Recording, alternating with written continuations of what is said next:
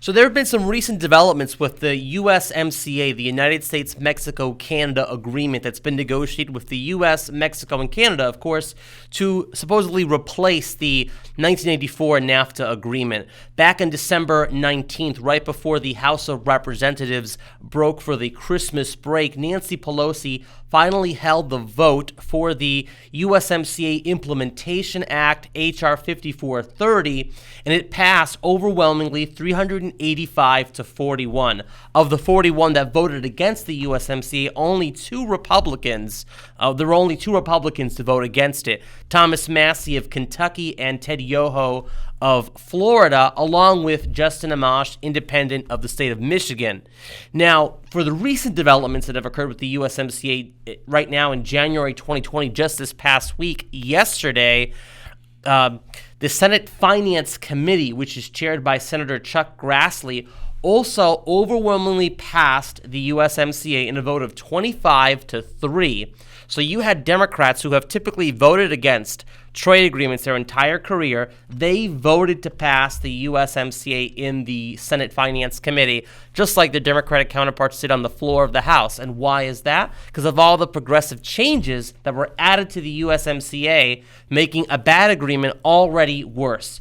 For example, on December 10th, Nancy Pelosi and the Democratic members of the House and Ways and Means Committee held a news conference discussing the changes added to the USMCA, including labor provisions for enforcement mechanisms for collective bargaining legislation in Mexico, and also new environmental provisions, which included the addition of 7 multilateral environmental agreements to the environment chapter of the USMCA, and a clause to add future ones.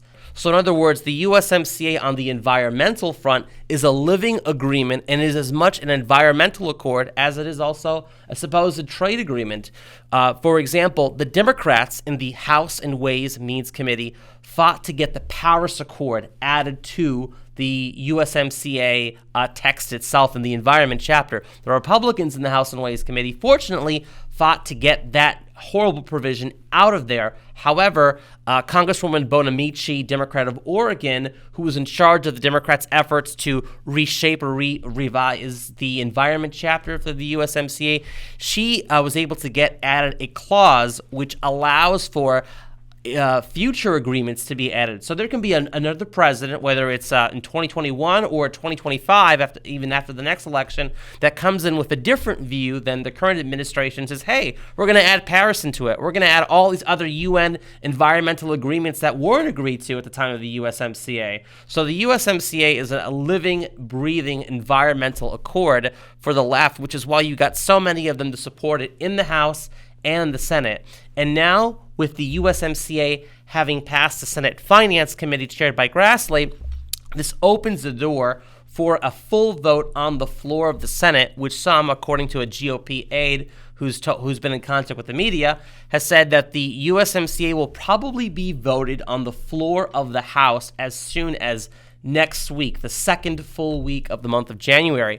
So we need to contact our members of Congress via Twitter and let them know that the USMCA agreement is not something that we should be doing, because as we've been reporting here in the New American, the USMCA is not so much about trade as it really is about the integration of our continent, moving us closer towards a North American Union. So stay tuned for more updates on the newamerican.com and on YouTube and Twitter and our Facebook channel as well. Thank you.